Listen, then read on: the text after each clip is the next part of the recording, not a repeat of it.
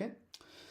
Thank you guys for joining us for our January Lunch and Learn. I'm joined by Shannon Smith and Katie Jones of FracTracker Alliance. They're going to be joining us today to talk a little bit about some of their new tools and the work that they've been doing. My name is Kyle. I'm the project coordinator here at Protect PT. And I'm going to hand it over to these two and let them speak. Thank you guys for joining us. Thank you, Kyle.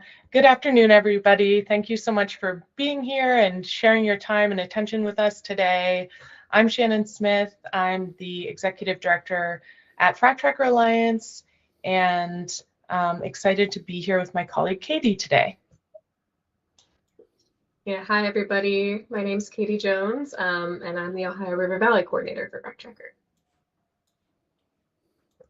So FracTracker, just as a way of introduction, FracTracker maps, analyzes, and communicates the risks of oil, gas, and petrochemical development to advance just energy alternatives that protect public health, natural resources, and the climate. And today we're here to explain why an organization that's known for tracking fracking is also tracking data centers. So we'll briefly share some background, highlight the resources that we've developed, and then do a short live demo of our data center tracker so that you can use it to address local or regional concerns about this industry that's undergoing rapid expansion, as I'm sure you've heard, here in Pennsylvania and across the country and even globally. So FracTracker began in 2010 as a project at the University of Pittsburgh Center for Healthy Environments and Communities, and then we became a 501c3 nonprofit in 2012. We provide technical expertise and services, including data analysis, scientific analysis, interactive maps, and other visual tools. And we support activists, researchers, journalists, decision makers, and the public in general to better understand the environmental, economic, and social problems driven by extractive industries. So since that time, our work has grown from a focus on fracking in southwestern Pennsylvania to tracking impacts in communities across the country, from air pollution in Colorado's Front Range to water contamination in the Permian Basin, to frac sand mining in the Midwest, LNG terminals along the Gulf South, and unfortunately, much, much more. I'm based in my hometown in rural northwestern Pennsylvania. I had been living in Pittsburgh for the past 6 years, and before that, I spent over a decade studying and working on environmental health and justice issues in various locations across the US and abroad. And what brought me to FracTracker 6 years ago was moving back to my home state of Pennsylvania and just seeing how much the fracking industry had fundamentally changed the landscape since I moved away in 2008. So today in Pennsylvania, we have over 15,000 fracking wells and over 173,000 conventional oil and gas wells that have been drilled in the state. And each of these wells, as you may know if you follow groups like Protect PT, each of these wells consumes a massive amount of water, sand, and chemicals, and leaves behind toxic waste streams, air pollution, and contamination. So, as we know, every energy source comes with a cost, but Pennsylvania has been behind the curve when it comes to investing in cleaner energy options that could provide jobs without creating so many public health and environmental harms. And it's also really important to be clear about where Pennsylvania's fracked gas is actually going. It's not all going toward keeping the lights on or heating our homes in state. Actually, a large share goes toward petrochemical and plastics production, processing for liquefied natural gas exports overseas, and increasingly it's being directed toward energy-intensive uses like data centers. And fracking isn't just about the wells. If you include all of the facilities that are connected to those fracking wells, you can see that the industry requires a massive build out of infrastructure to move, process, and refine fracked gas. So the more of this infrastructure we build, the more we're locking ourselves into a polluting and unsustainable energy future.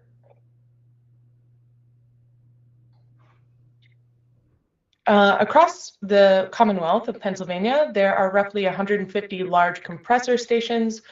You can see a compressor station and gas complex in the photo up at the top of the slide.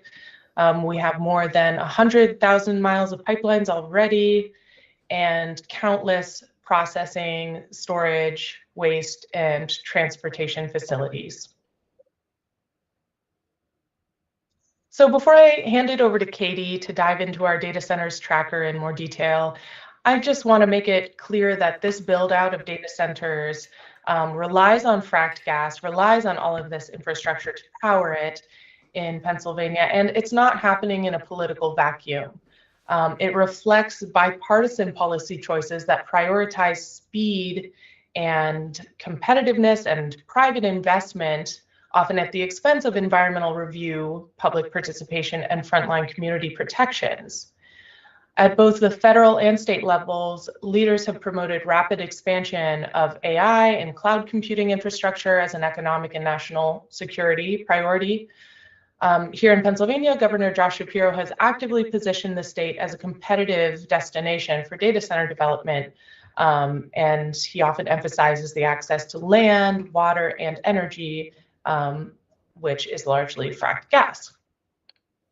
And what's often missing from this conversation is just a clear accounting of who actually bears the costs of this industry through increased fossil fuel demand, expanded gas infrastructure, water use, and the cumulative impacts on communities already burdened by extractive industries. So that's why tracking this industry really matters to us. We want to show how this development is unfolding on the ground and how it connects to existing fracking infrastructure. So I'm going to now turn it over to my colleague Katie, who will walk you through FracTracker's Data Centers Tracker and how you can use it in your own communities. Thanks, Shannon. Yeah, just to expound a little bit more, on why we want to track data centers. So if you're here, you probably know what a data center is, and you have some interest in the data center build out. And when we were looking to track data centers, we were really thinking about what would be most useful to advocates, where could we help the people on the ground they're facing these enormous developments. And I think it's important to mention that there are different kinds of data centers. There are some that have been around for a long, long time. So you have the enterprise and the co-location data centers that are either, developed by one company to house their computers and their servers, or the co-location facilities have basically spaces that businesses can rent to house their computing equipment. But the proposals that we're seeing now are on a totally different level, just really like apples and oranges.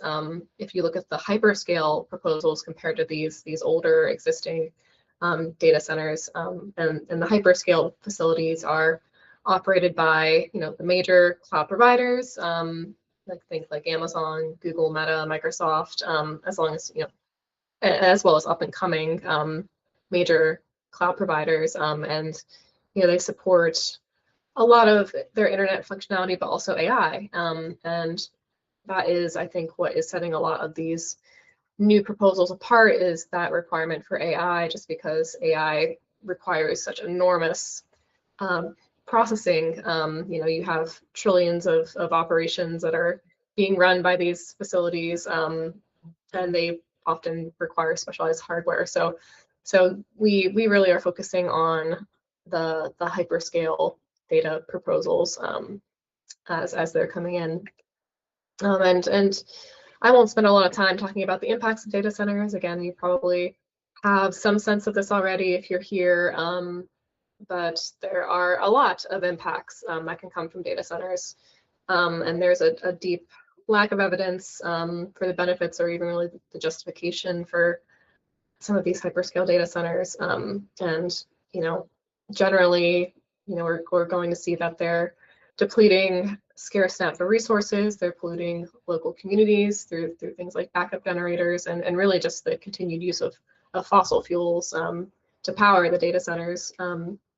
We're seeing raising energy costs, high electricity bills. We're not really seeing more jobs that are being created. A lot of the jobs that are being reported are artificially inflated by temporary construction jobs, that sort of thing.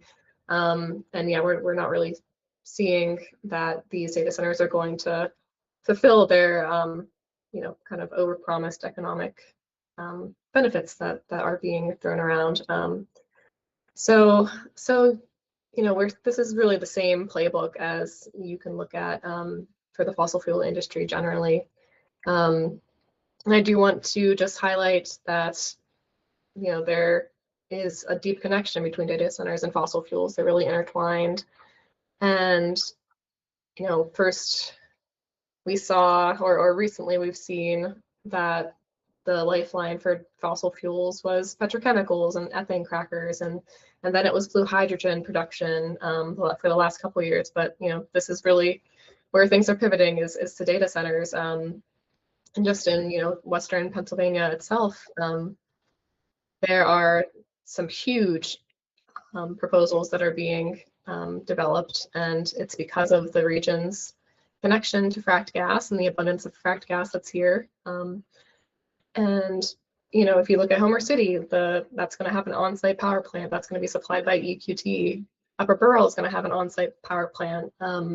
It's like your station in Washington County that's going to be in partnership with CNX and looking at using gas from old coal mines. And even if a data center like Springdale will be connected to the grid, that's still going to strain that grid and require more gas. So just wanted to kind of lay the land before, or give you a lay of the land before we hop into our tracker. So we started this tracker back in the summertime, and this was developed by my colleague Karen Elstein, and she was already mapping cryptocurrency facilities, and this work sort of grew out of that. It was a natural progression. And yeah, we have the first open access facility level data set that's mapping this build out, and the fact that it's open access is really important to us. There are several proprietary sites that are also compiling data centers, and you can pay thousands of dollars and get that list from them. But we really wanted to have something that was free and available to the public, and you could download our data, share it, use it for your own analysis, and yeah, we're constantly trying to improve the tracker and update it. Updating it is a huge task that we are constantly trying to get out in front of, because we're seeing new proposals every day, we're seeing updates every day. So yeah, we're trying to put that all to one nice neat place that folks can go to and see what's happening around them. So what can you find on our map?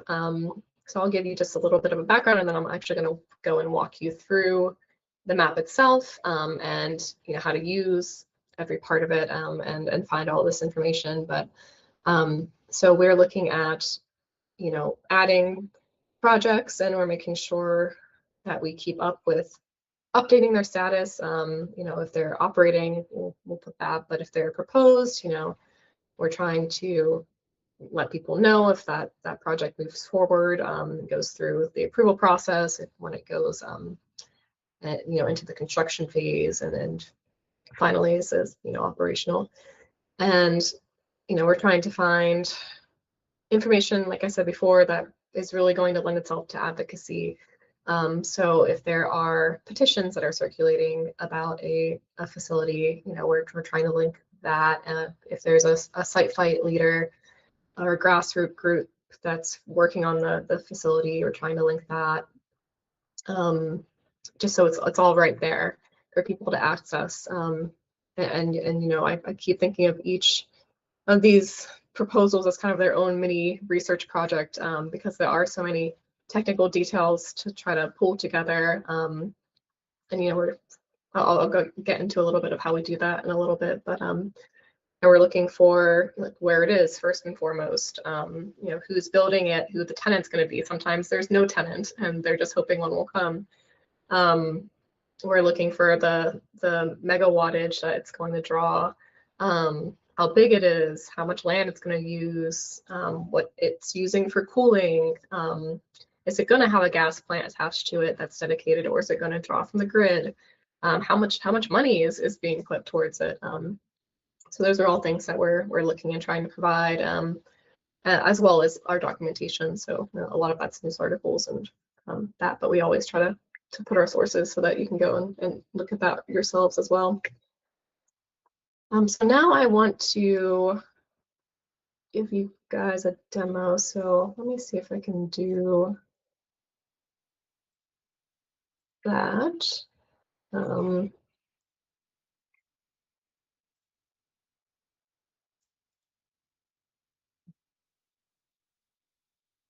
All right. So hopefully you can all see this. So this is our data center tracker.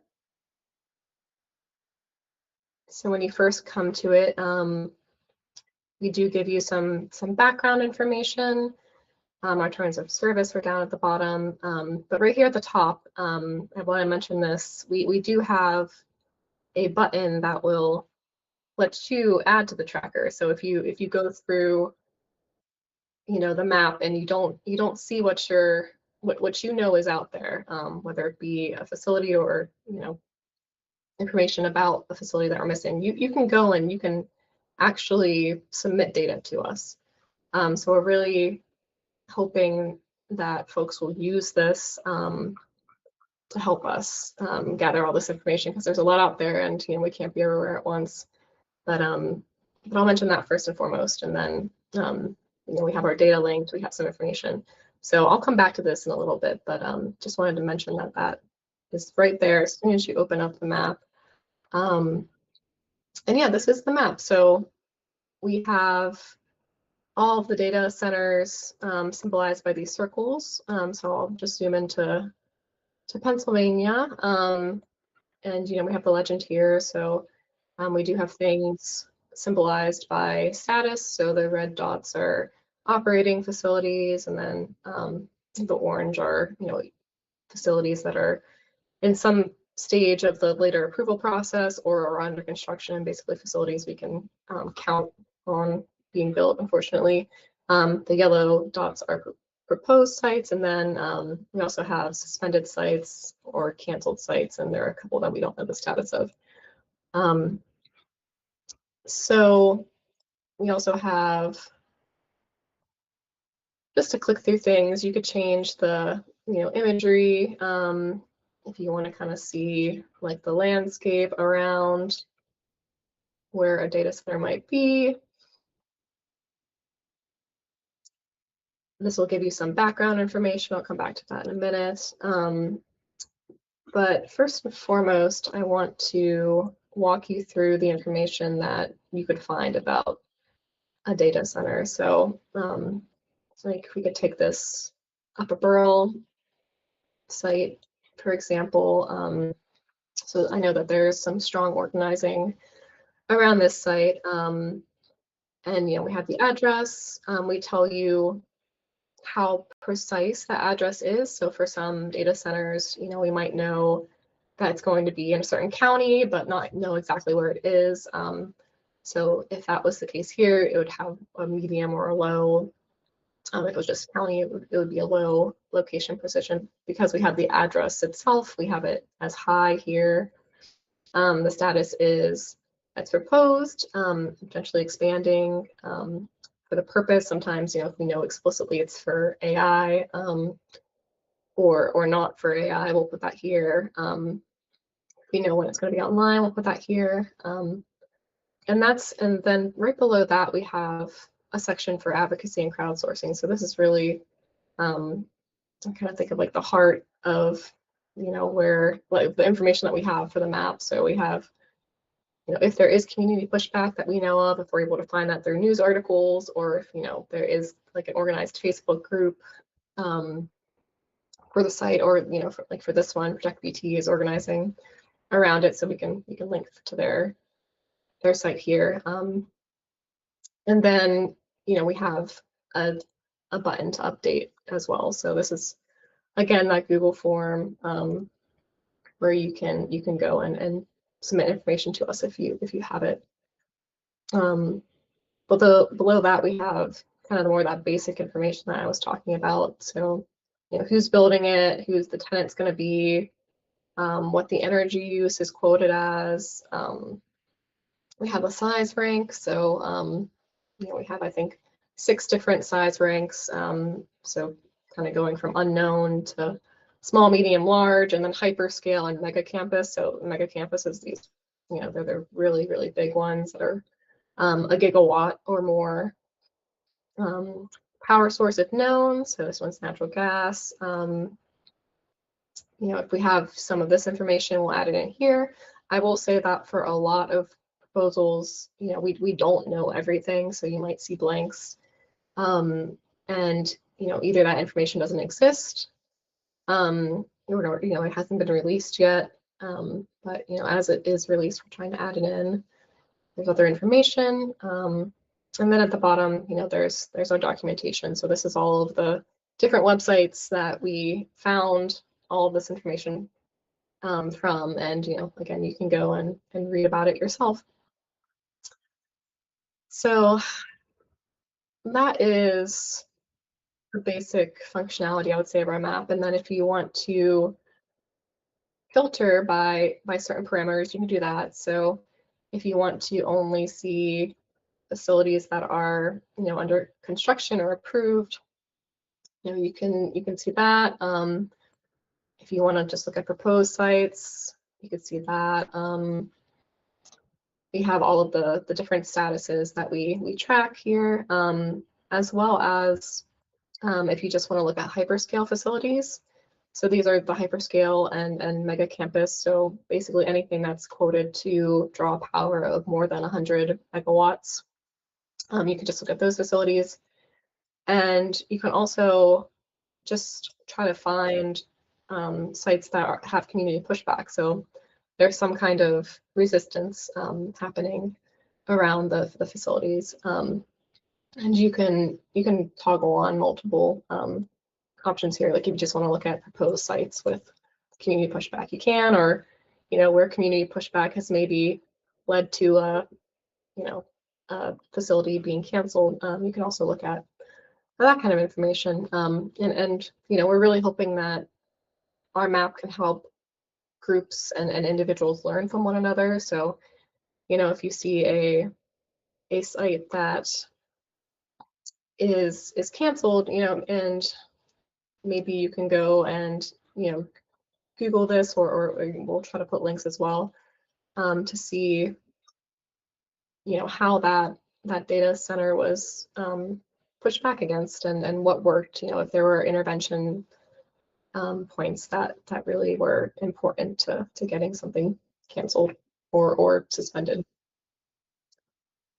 What else do I want to say? So in our details section, again, you see that crowdsourcing button.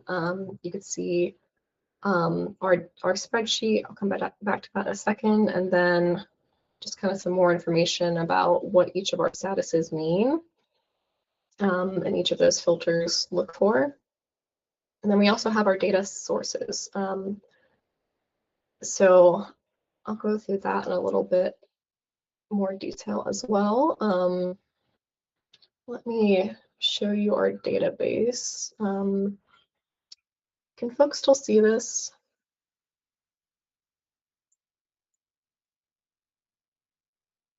Okay, great, thank you, appreciate that. Yeah, I just want to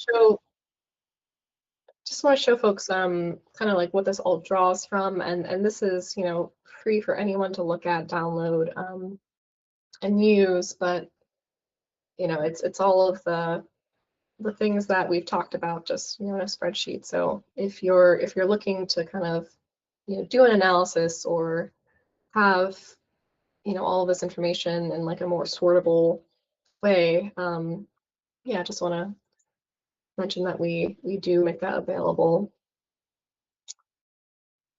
All right, yeah, and this QR code will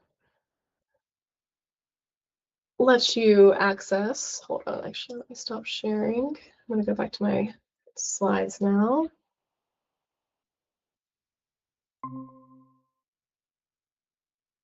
And yeah, I just mentioned that this QR code will take you to the article that we wrote over the summer about the tracker, and it has a link to our data center tracker as well. Oh, I want to actually mention one more thing. Sorry, let me go back to the map.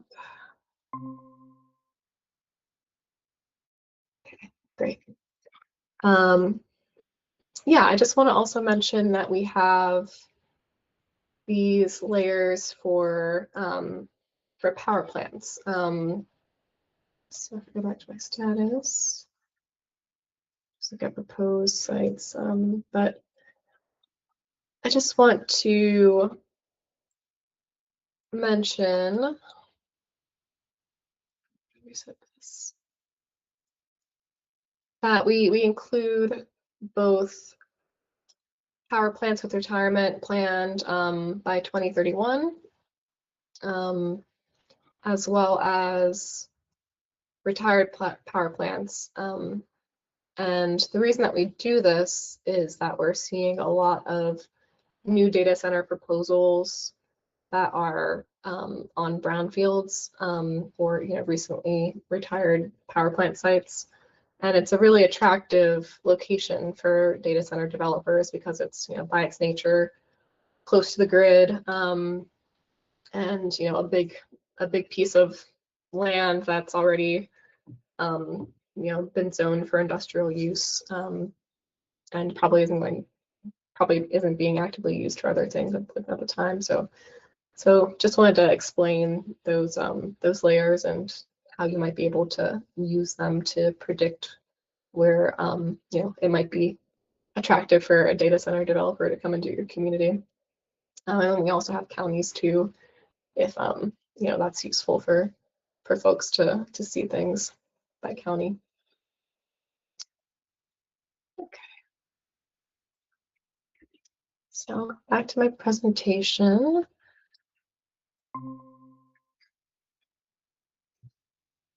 And just give you a little sense of what we're seeing in Pennsylvania. So I pulled these stats together yesterday. So we currently have 82 Pennsylvania sites in our database. So 42 of those are operating, 34 are proposed, and then we have 5 suspended and 1 canceled. And if you look at all of those 82 sites, we're seeing 16 to 22 gigawatts of power that the proposals are supposed to draw, encompassing about 50 million square feet, 12,500 acres, and $90 billion of investments. So it really is a lot of proposals that are projected to use a lot of energy, a lot of land, a lot of money.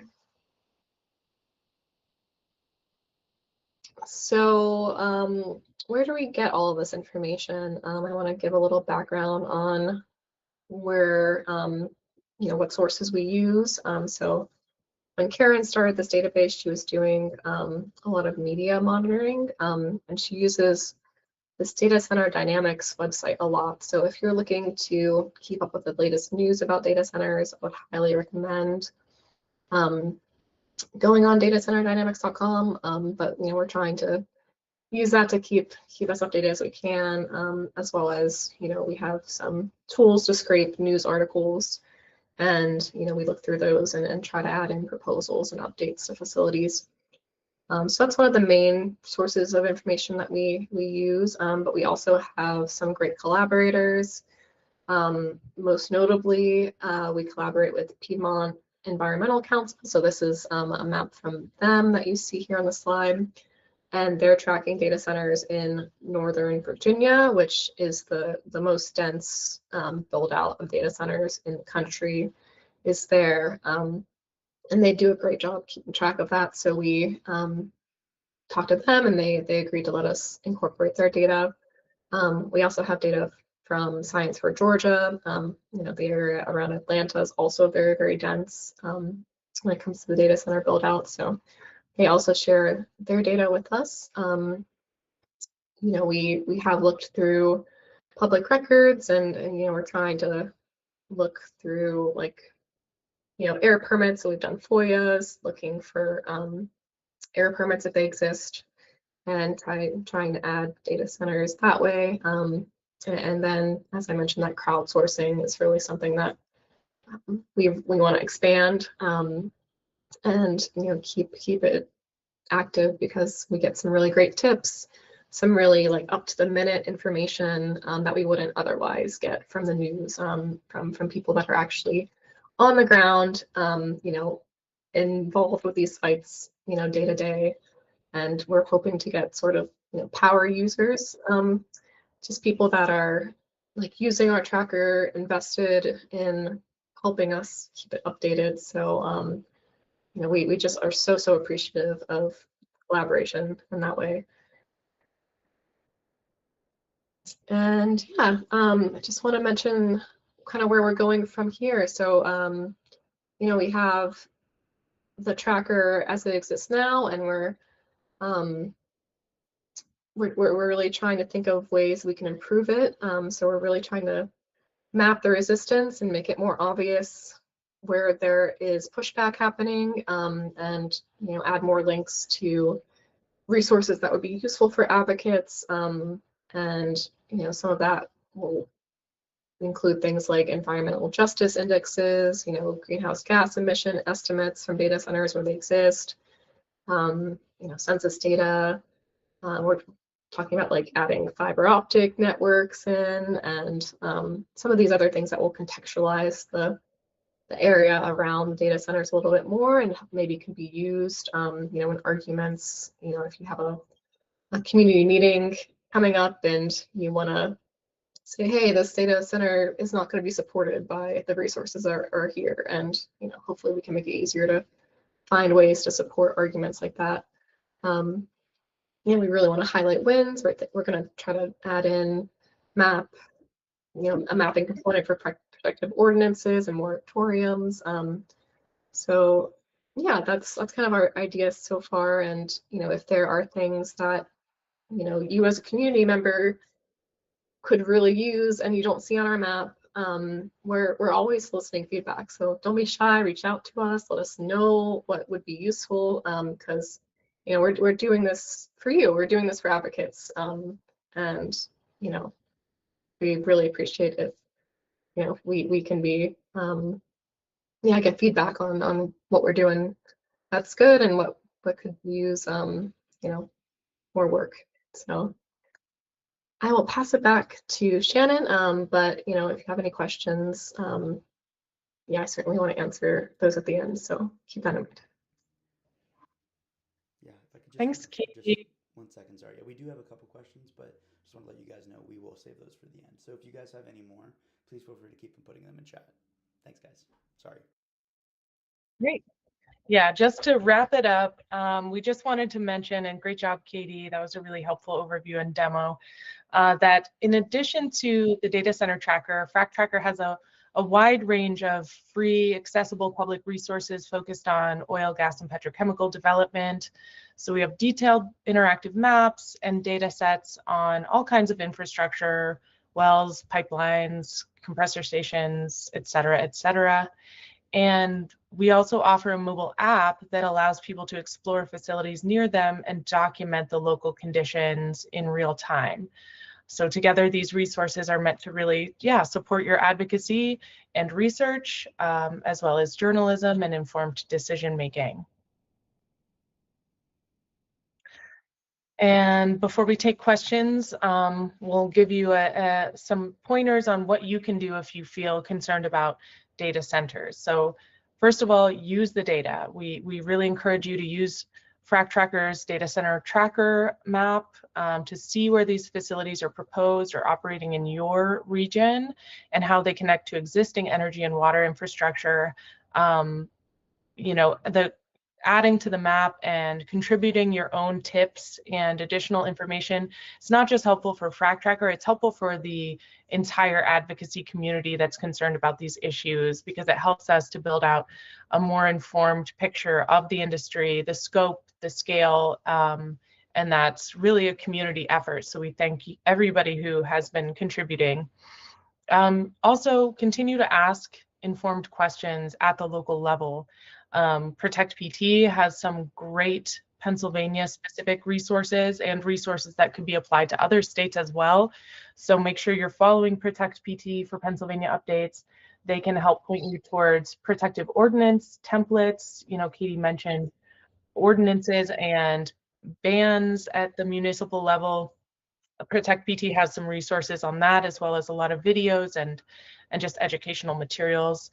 You can also join Halt the Harm Network.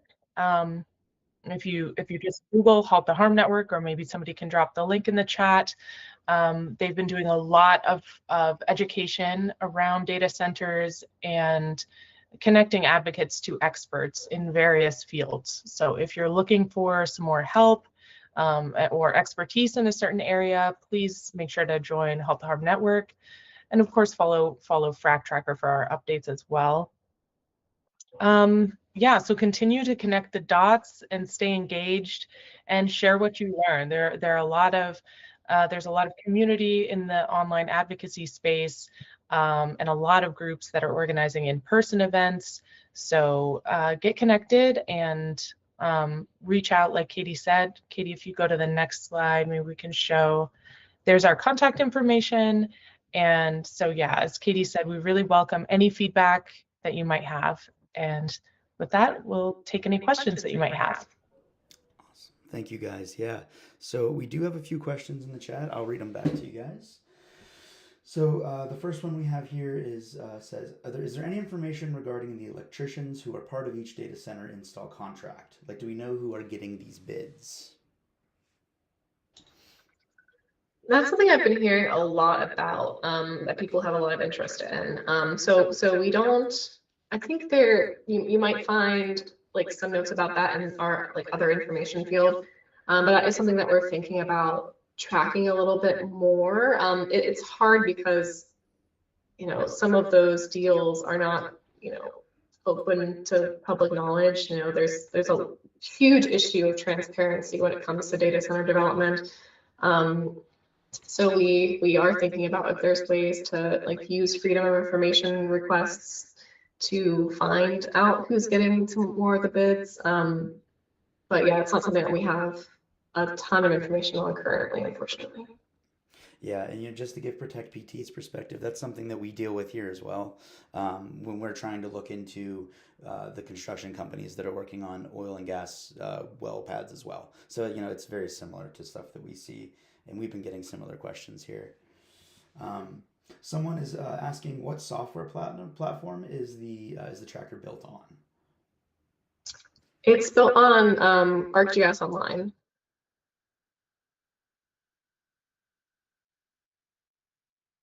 Yeah, I'm happy to, answer any technical questions like about how that's set up if you have them. And there was one other question, if they are able to, how do we download the data sets, if that's possible? Oh, and Yeah. Katie, when you were sharing your screen, I think at one point maybe you were sharing a different window that we didn't see of how to download the data. So maybe we can go over that again or put that link in the chat. Yeah, definitely. Here, let me do that now. Yeah, I can share it in the YouTube chat as well if you share it with us. Okay. Let's see. Do you folks see that? Okay. Yeah. Okay, yeah, I think maybe there was a miscommunication there. So sorry about that, everyone. But this is where all of our data comes from. So this is linked on the map. So if you go to the detail section or on that initial splash screen that pops up, you'll see, find our full data set here, and there'll be a link to this spreadsheet. And yeah, this is our nationwide data set for this map. And you see all the fields that you saw on the map here. And if you want to download it, you just go to File and Download. And you can download it as an Excel file, CSV, and yeah, have it to use however you'd like to. Hopefully that yeah, answers that. Awesome, thank you. And I think that about does it for questions in the chat. If you guys have any more, those of you that are viewing, feel free to send us an email. You can send it at kyle@protecttt.org, or we'll put the emails and contact information for Katie and Shannon in the description of this video after we're finished here. Awesome, Kyle, thank there you guys was for that. saw one other technical question that came through. Can a shapefile be downloaded within ArcGIS Pro? So we are feeding everything through the Google Sheet itself. So it's a way that we can keep the data set constantly updated and a way that we can collaborate on the data input. So there are multiple people accessing that Google Sheet and making updates, and that all just is refreshed every single time someone opens our map. So that way we don't have to like download it from ArcGIS Pro, which is what a lot of people do. They do things on their desktop and then export them to ArcGIS Online. So we kind of skip that process and just have everything communicate with that Google Sheet, if that makes sense.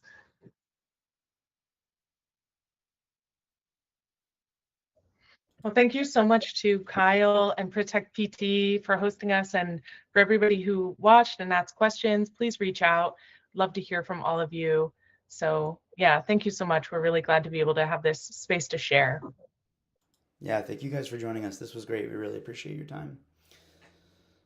Okay. Yeah, thanks for having us.